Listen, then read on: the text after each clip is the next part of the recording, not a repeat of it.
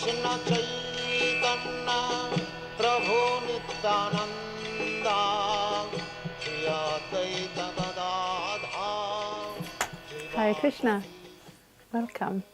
We have Bhagavad-gita, here it is, Bhagavad-gita as it is, translation and commentary by His Divine Grace A.C. Bhaktivedanta Swami Prabhupada. My name is Labangala Tika, and we are speaking today on the second chapter, contents of the Gita summarized, text 56.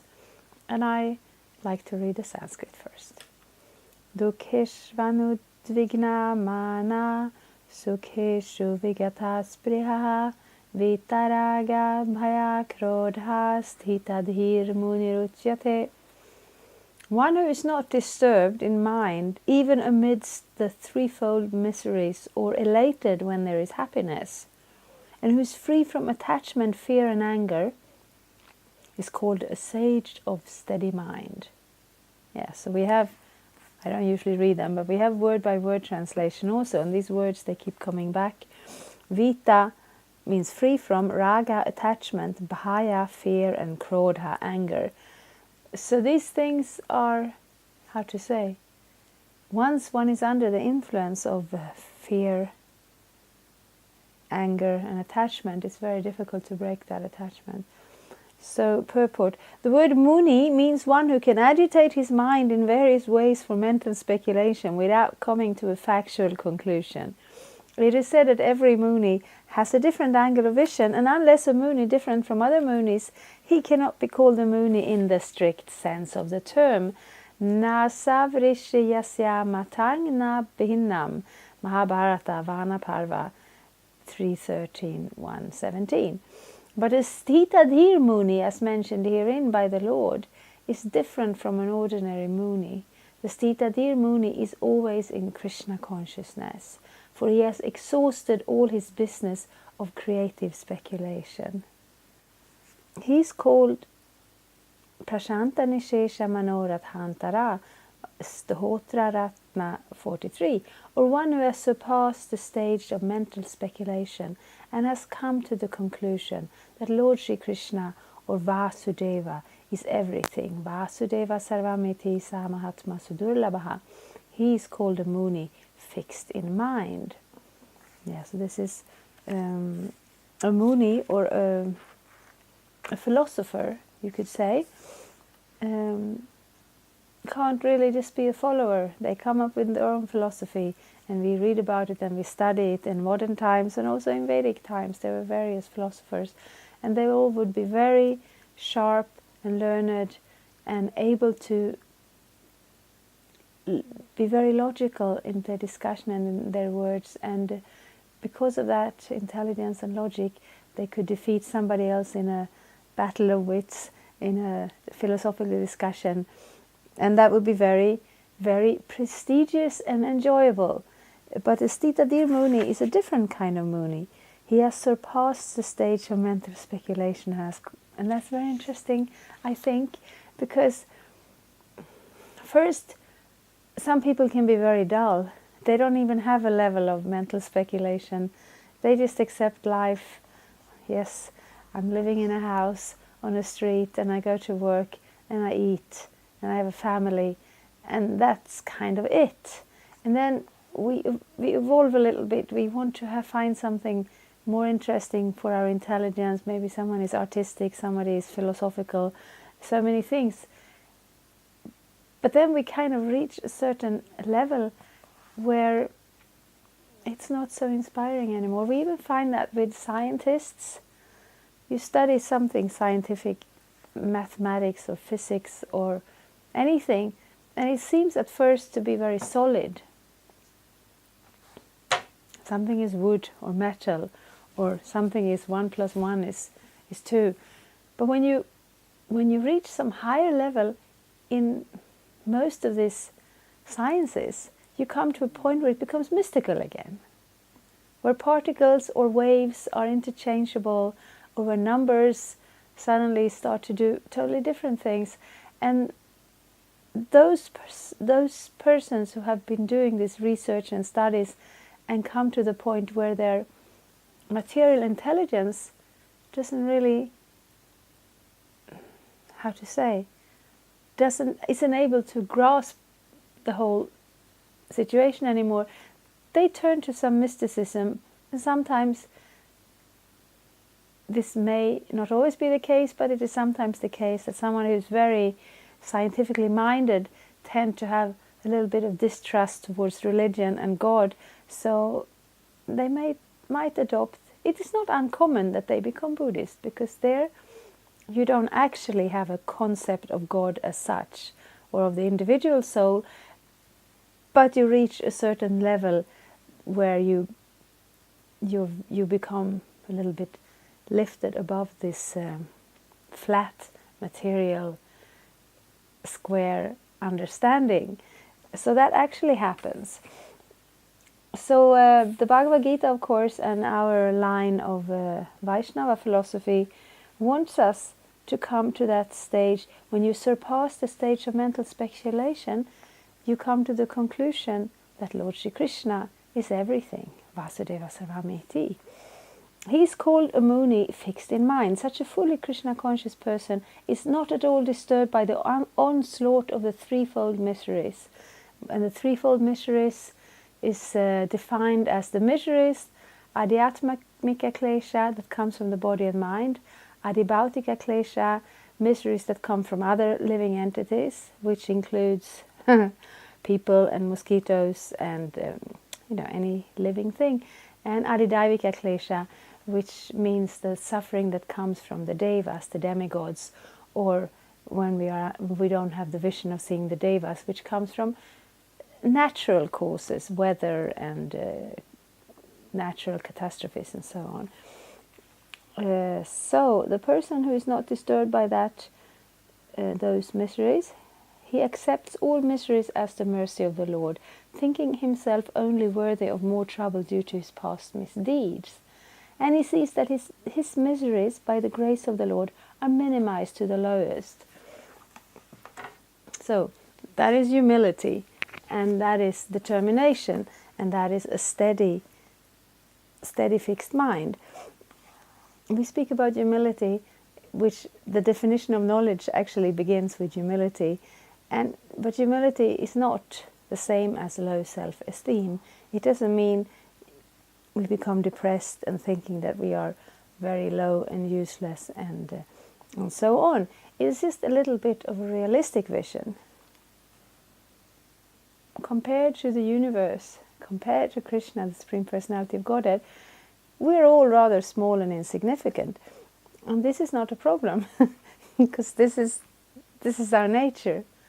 It's like, if water in a river is wet, this is not a problem at all. This is the expected nature of water. So the expected nature of us living entities is that we are very small. We are spiritual. We are Satchitananda, eternal, full of knowledge and bliss. But compared to Krishna, we are very small. And those of us who are in this material world, we have, by definition, made the mistake of turning away from the spiritual world. And that is also not very, very smart. It's not a very good thing. So that we carry that with us, but we don't need to let it bring us down very much, because that's just where we start. That's our starting point. And that is a realistic vision of reality. Well, then we start to see Krishna in everything, and we start to see, like by the law of karma, for so many lifetimes we have been committing so many activities. So if every once in a while a little suffering comes our way, we probably deserve it. And if we realize in our life, especially if we take to spiritual life and we are, practically speaking, lifted above that material suffering, we feel very thankful to Krishna that we have this opportunity, that we don't have to constantly just sit here and receive all of our karmic reactions. So this is not an unrealistic position, but it's not a very easy position to come to. It requires some maturity in spiritual life. But how to say, theoretically, philosophically, we can agree with it. But when we see a person who actually embodies these qualities, it's very attractive. It's It's a very nice thing. So similarly, when he is happy, he gives credit to the Lord, thinking himself unworthy of the happiness. He realizes that it is due only to the Lord's grace that he is in such a comfortable condition and able to render better service to the Lord. And for the service of the Lord, he is always daring and active and is not influenced by attachment or aversion. Attachment means accepting things for one's own sense gratification, and detachment is the absence of such sensual attachment. But one fixed in Krishna consciousness has neither attachment nor detachment, because his life is dedicated in the service of the Lord. Consequently, he is not at all angry, even when his attempts are unsuccessful. Success or no success, a Krishna conscious person is always steady in his determination. So these verses, they are the answers to Arjuna's question, how to recognize such a person, such a spiritually mature person. And when we look around in life, it's a very rare quality. A person who is not attached and also not particularly making a show of being detached, and who is not becoming morose and, doubtful in life, also not becoming overly elated when something good happens. And when somebody is fixed in their service to Krishna, I really like these words. He's always daring and active and is not influenced by attachment and aversion. You have a service to Krishna. Our Srila Prabhupada, who translated this Bhagavad-gita, his service to Krishna was to travel around the globe and establish Krishna consciousness in all the other parts of the world.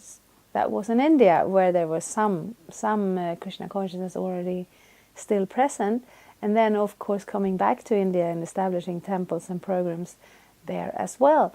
So he was always daring and active, but also always humble and always determined to continue with his service. So, I mean, there have been so many books now written. So there is the official biography of Srila Prabhupada that has been published by ISKCON, and then there have been many subsequent biographies written by different persons who knew Srila Prabhupada, so we get to see him from a little bit different angles. And to my knowledge, he's the very best example of this person, but we see it also in small versions around us. Right now, of course, we record these